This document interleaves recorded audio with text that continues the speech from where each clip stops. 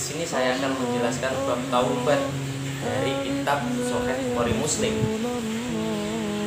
Sebelum kita memulai pengajian kitab hari ini, alangkah baiknya kita membaca suratul Fatihah. Semoga kita selalu diberi ilmu yang bermanfaat dan ilmu yang barokah. Amin amin ya rabbal alamin. Al-Fatihah.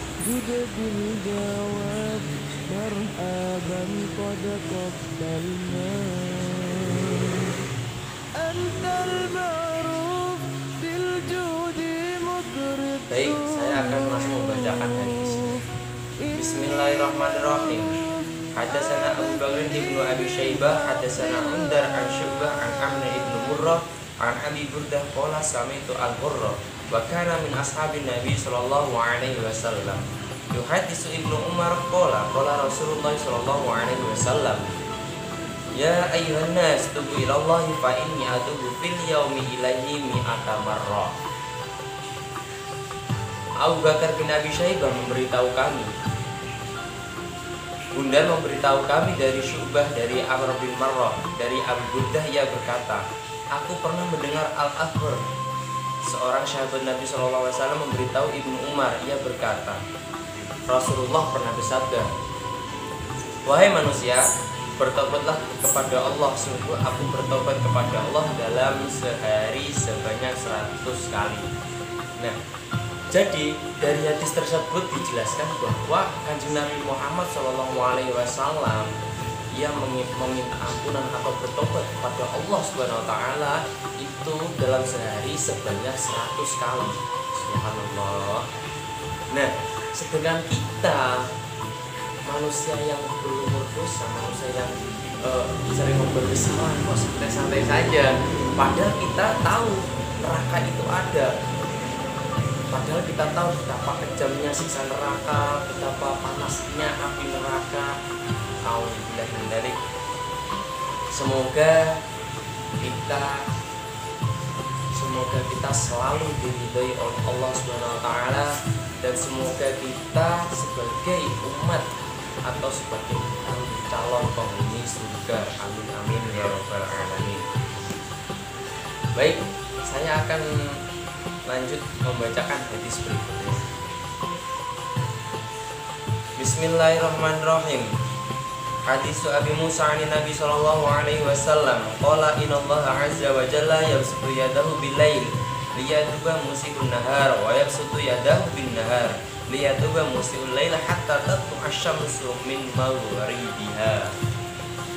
Diriwayatkan dari Abu Musa dari Nabi Muhammad sallallahu alaihi wasallam, beliau bersabda, sesungguhnya Allah Azza wa Jalla membentangkan tangannya sepanjang malam untuk menerima taubat orang yang bertaubat jahat di siang hari, dan dia membentangkan tangannya sepanjang siang untuk menerima taubat orang yang berbuat jahat di malam hari.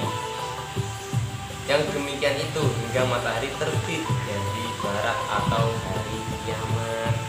Nah, jadi dalam hadis tersebut dijelaskan bahwa Allah Subhanahu wa taala selalu membuka pintu tobat terhadap orang-orang yang mau bertobat.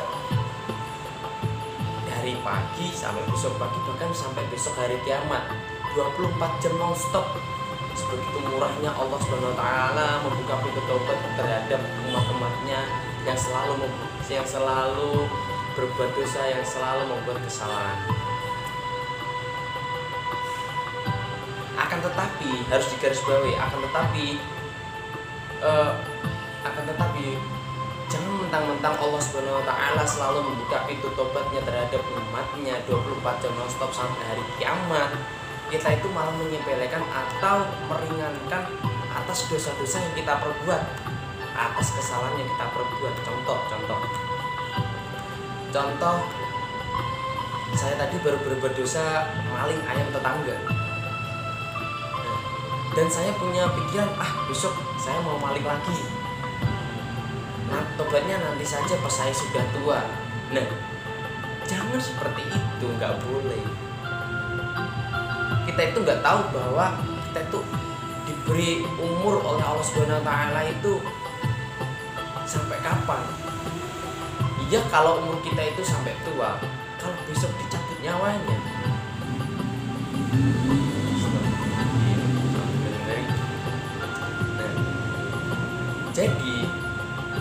setiap kita berbuat dosa, setiap kita berbuat kesalahan, segera mengucapkan astagfirullahaladzim, atau segera bertobat, atau segera meminta ampunan kepada Allah SWT.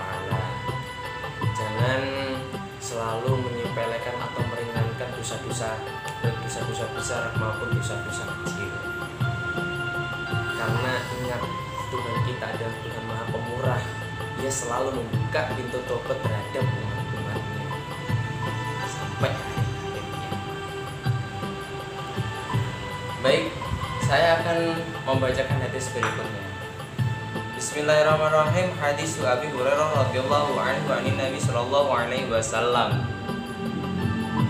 Fima yahki an Rabbihi azza wa jalla qala adnaba 'abdun dhanban faqala Allahumma ighfirli dhanbi faqala tabaraka wa ta'ala adnaba 'abdi li dhanbi faqala tabaraka wa ta'ala adnaba 'abdi dhanban fa'alima anna lahu rabban yaghfiru ad-dhanba wa ya'khudhu bin dhanbi thumma 'ada fa'adnaba faqala ay rabbi ighfirli dhanbi faqala tabaraka wa ta'ala 'abdi adnaba dhanban fa'alima anna lahu rabban yaghfiru ad-dhanba wa ya'khudhu bin dhanbi thumma 'ada fa'adnaba faqala ay rabbi ighfirli dhanbi faqala tabaraka wa ta'ala adnaba 'abdi dhanban fa'alima anna lahu rabban yaghfiru ad-dhanba wa ya'khudhu bin dhanbi i'mal ma syi'ta faqad ghafartu laka qala 'abdul a'la la adri aqala fi salasah awir rabi'ah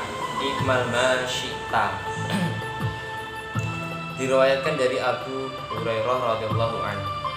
Dia berkata, Rasulullah SAW bersabda, menceritakan apa yang diterimanya dari Allah Azza wa Jalla, bahwa apabila seorang hamba melakukan suatu dosa, lalu ia berkata, ya Allah, ampunilah dosaku. Allah Tabaraka wa Ta'ala berfirman, hambaku telah melakukan suatu dosa. Dia mengetahui bahwa ia mempunyai Tuhan yang akan mengampuni dosanya atau menghukumnya karena ia telah melakukan dosa. Kemudian ia kembali melakukan dosa, lalu berkata, wahai Tuhanku, ampunilah dosaku. Allah Tabaraka wa Ta'ala berfirman, hambaku telah melakukan suatu dosa. Dia mengetahui bahwa ia mempunyai Tuhan yang akan mengampuni dosanya atau menghukumnya karena ia telah melakukan dosa. Kemudian ia kembali melakukan dosa lagi. Berbuatlah sesukamu, sesungguhnya aku telah mengampuni dosamu. Abdul A'la berkata, aku tidak tahu apakah ia berkata 3 atau 4 kali, berbuatlah sesuka hatimu. Jadi dari hadis tersebut dapat disimpulkan bahwa setiap kali kamu berbuat dosa dan setiap kali kamu bertaubat, Allah akan mengampuni dosamu. Jangan kamu merasa, ya Allah, aku udah banyak berbuat dosa, tobatku diterima apa enggak ya? Jangan berpikir gitu, karena dalam hadis ini sudah disebutkan bahwa seberapa banyak kamu berbuat dosa, seberapa banyak kamu berbuat kesalahan, ketika kamu menyadarinya, ketika kamu menyadari atas kesalahan kamu, ketika kamu menyadari atas dosa-dosa yang kamu perbuat, dan ketika kamu mau bertobat, Allah Subhanahu wa Ta'ala akan mengampuni dosa-dosamu. Saya pernah mendengarkan cerita dari Gus Bahak. Barokahnya hidup itu kita bisa bertaubat. Kalau nggak bisa bertaubat, kita ingin bertaubat. Akan tetapi harus digarisbawahi, bertobat itu harus bersyukur. Karena kalau kita hanya ingat dosa-dosa yang atas kita perbuat, malah kita itu berdosa. Bagaimanapun caranya, kita itu hanya ingat atas kesalahan-kesalahan yang kita perbuat, padahal Tuhan itu juga memberi kita kebaikan. Memang setan itu menggoda orang-orang soleh itu sangat pintar sekali. Orang soleh itu hanya disuruh untuk mengingat kesalahan-kesalahan yang dia perbuat. Nah, kalau kita itu hanya ingat atas kesalahan-kesalahan yang kita perbuat, kalau kita itu hanya ingat atas dosa-dosa yang kita perbuat, maka kita itu akan takut untuk menjadi mubalek, maka kita itu akan takut untuk mengajar, maka kita itu akan takut untuk memberi kebenaran terhadap orang lain, karena kita itu merasa diri kita itu belum benar. Subhanallah. Nah, mungkin cukup sekian atas penjelasan saya mengenai bab tobat, bab bertaubat.